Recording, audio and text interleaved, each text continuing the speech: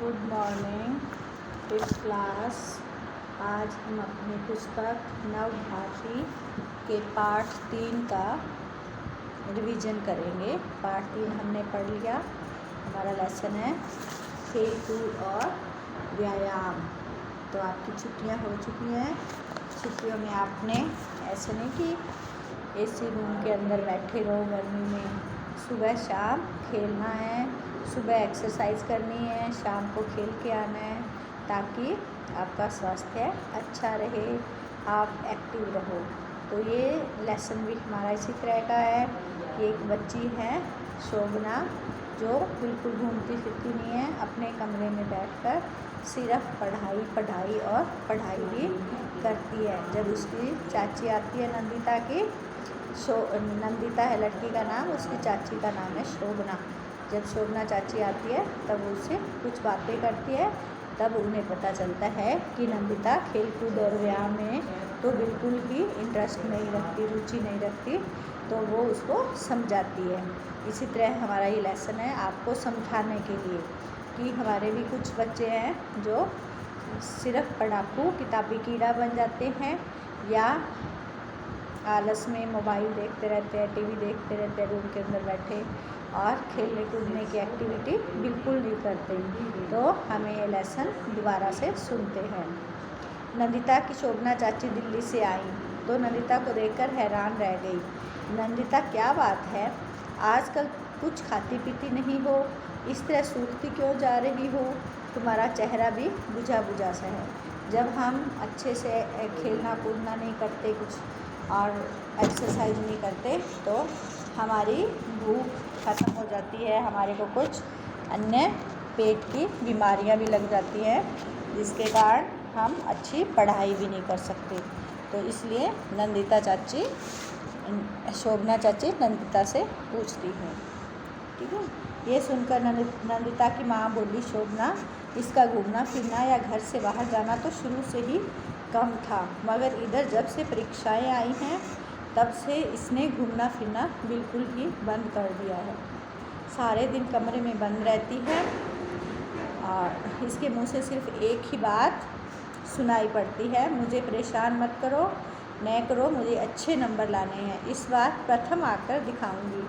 मैं बार बार समझाती हूँ कि सेहत ठीक रहेगी तभी तो पढ़ाई कर पाओगी ना। यह सुनकर शोभना चाची चिंता में पड़ गई। नाश्ते के बाद शोभना चाची ने नंदिता को अपने पास बुलाया।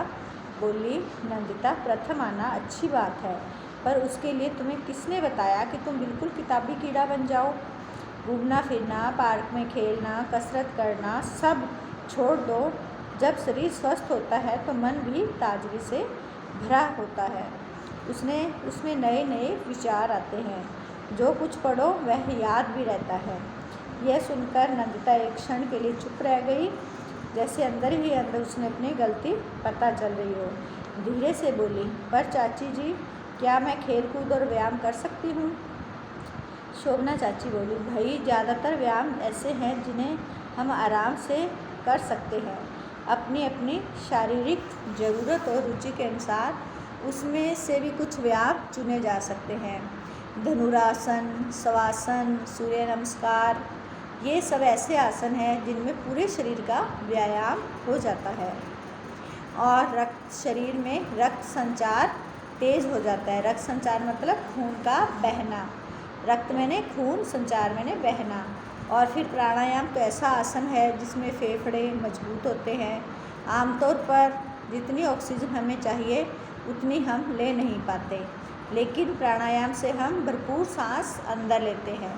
हम क्या है, जब हवा अंदर सांस लेते हैं तो यहाँ तक ही लेते हैं, पूरे अच्छे से फेफड़ों को फुलाकर पूरा लंबा सांस नहीं लेते, जिससे हमें अच्छी सी ऑक्सीजन नहीं मिल सकती। परंतु जब प्राणायाम करते हैं तो हम पूरी ऑक्सीजन लेते हैं। लेकिन प्राणायाम से जब भरपूर सांस अंदर जाती है तो उसके साथ ऑक्सीजन की भरपूर मात्रा भी जाती है। इससे पूरे शरीर में स्फूर्ति का संचार होता है, यानी हम चुस्त दुरुस्त रहते हैं, एक्टिव रहते हैं। नंदिता ध्यान से सुन रही थी। शोभना चाची आगे चली, बोली, कुल मिलाकर योग हो या व्यायाम, इससे शरीर के साथ साथ मन में भी ताजगी आती है। मन की एकाग्रता बढ़ती है। इसलिए अगर तुम प्रथम आना चाहती हो तो अधिक नंबर लाना चाहती हो तो तुम्हें खेल और व्यायाम से दूर भागने की ज़रूरत नहीं है, बल्कि शाम को थोड़ा समय निकालकर पार्क में खेल लोगी तो इतना फ़ायदा होगा कि तुम कम समय में ही दुगना याद कर लोगी और परीक्षा में अधिक नंबर ले आओगी। अब सोचकर बताओ कि खेल और व्यायाम से फ़ायदा है या नुकसान। अब नंदिता को समझ आ गया था कि पढ़ाई के साथ साथ खेल कूद और व्यायाम भी ज़रूरी है। मुझे विश्वास है कि आपको भी, जो बच्चे कम खेलते हैं और ज़्यादा बैठना पसंद करते हैं, आराम पसंद होते हैं, बैठकर पढ़ना, बैठकर कुछ काम करना पसंद करते हैं, उनको भी समझ में आ गया कि खेलना कूदना और व्यायाम करना दोनों शरीर के लिए बहुत ज़रूरी है। शाम को शोभना चाची पार्क में जाने लगी तो नंदिता बोली, ठहरिए चाची जी, मैं भी चलूँगी। पार्क में बच्चों को झूला झूलते देख उसके मन में भी हिलोरें पैदा हुई। वह भी हंसती खिलखिलाती झूला झूलने लगी। झूला झूलने के बाद जब दोनों घर आने लगी तो देखा कि एक कोने में कुछ लड़कियां बैडमिंटन खेल रही थी। शोभना चाची ने उस तरफ इशारा करते हुए कहा, देखो नंदिता, तुम तो कह रही थी कि मैं क्या खेलूं, कुछ समझ में नहीं आ रहा। देखो वे लड़कियां कितने मज़े से बैडमिंटन खेल रही हैं। नंदिता हंसकर बोली, हाँ चाची जी, अब मैं भी रोज़ पार्क में खेलने आया करूँगी। अगले दिन शोभना चाची चली गई, लेकिन नंदिता उनकी सीख नहीं भूली और शोभना चाची ने उसे जो राह दिखाई उससे उसके जीवन में खुशियाँ ही खुशियाँ भर गई। अब वो पढ़ाई के साथ साथ क्या करने लगी, पार्क में खेलने भी जाने लगी, व्यायाम भी करने लगी। अब वो थोड़ी हेल्थी भी हो गई और स्फूर्ति वाली भी हो गई। अब उसे भूख भी लगने लगी तो उसका जीवन खुशियों ही खुशियों से भर गया। तो इस लेसन से हमें यही सीख मिलती है कि पढ़ाई लिखाई के साथ साथ खेलना कूदना भी ज़रूरी है। इसलिए बच्चों, अभी आप 5th क्लास में हो तो आप अभी से समझ जाओगे कि खेलना कूदना पढ़ाई के लिए विद्यार्थी के लिए बहुत ज़रूरी है, बच्चों के लिए। तो आप भी अपने जीवन में 1 घंटा खेल के लिए और सुबह 1 घंटा एक्सरसाइज के लिए आज से ही शुरू कर दोगे, छुट्टियों से ही शुरू कर दोगे। ये आपकी एक्टिविटी है कि आप रोज़ व्यायाम करोगे और खेलोगे, ठीक है। तो आपकी हिंदी की ये भी गतिविधि है। आप लेसन अपना लिख के लाओगे कॉपी में कि हमने इस खेल में इम्प्रूवमेंट किया और हमने योगा किया, हम छुट्टियों में स्वस्थ रहे और हमने खूब एंजॉय किया। आपके भी जीवन में खुशियाँ ही खुशियाँ आ जाएंगी। तो इस प्रकार हम शब्दार्थ देख लेते हैं। क्षण मतलब पल, रक्त संचार खून का प्रवाह, खून का बहना, व्यायाम मतलब कसरत, शवासन मतलब शव की तरह सीधे लेट जाना, शव पता नहीं किसे कहते हैं, मरे हुए आदमी का जो शव होता है वैसे। प्राणायाम लंबी सांस लेने का आसन, धनुरासन वह आसन जिसमें शरीर को धनुष का रूप दे दिया जाता है। स्फूर्ति मतलब ताजगी, चुस्ती फुर्ती, ताजगी मतलब नयापन, रुचि दिलचस्पी, एकाग्रता एक जगह ध्यान लगाना। जैसे पढ़ाई में आपका ध्यान नहीं लगता ना, तो जब आप प्राणायाम करोगे तो आपकी एकाग्रता, आपका पढ़ाई में ध्यान बढ़ जाएगा। बुझा बुझा सा यानी मुरझाया सा, सुस्त सा, जो बच्चे खेल कूद नहीं करते, व्यायाम नहीं करते, उनका चेहरा बुझा बुझा सा रहता है। हिलोर, हिलोर मतलब तरंग, सेहत, व्यायाम, नुकसान मतलब हानि, ऑक्सीजन, प्राणायाम। अब हम इसके टिक द क्वेश्चन कर लेते हैं। पहले सोचिए और बताइए, नंदिता को देखकर शोभना चाची चिंता में क्यों पड़ गई थी? क्योंकि उसको भूख नहीं लगती थी, देखने में बुझी बुझी सी थी, कमज़ोर सी थी। तो सोच रही थी इस बच्ची का अभी ये हाल है तो बड़े हो कर तो बीमारियाँ इसको घेर लेंगी, यदि ये खेल कूद नहीं करेगी, एक्सरसाइज नहीं करेगी। तो ये सोचकर वो चिंता में पड़ गई। टाबी कीड़ा से क्या तात्पर्य है?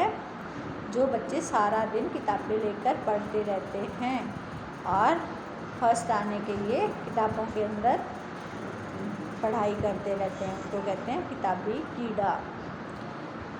अब टिक द क्वेश्चन, इस तरह तुम सूखती क्यों जा रही हो। यहाँ चाची नंदिता से कहना चाह रही है कि तुम इतनी कमज़ोर क्यों होती जा रही हो, तुम धूप में सूख क्यों गई हो, तुम इतनी शरारती क्यों हो गई हो, तुम इतनी चिड़चिड़ी क्यों हो गई हो। तो फर्स्ट वाला इसका आंसर है कि तुम इतनी कमज़ोर क्यों होती जा रही हो। यदि शरीर स्वस्थ रहेगा तो मन भी खुश रहेगा, हर पाठ जल्दी याद होगा, नए नए विचार आएंगे, तो सभी बातें होंगी। इसलिए फोर्थ वाला उपयुक्त सभी यानी ऊपर वाली सभी बातें सही हैं।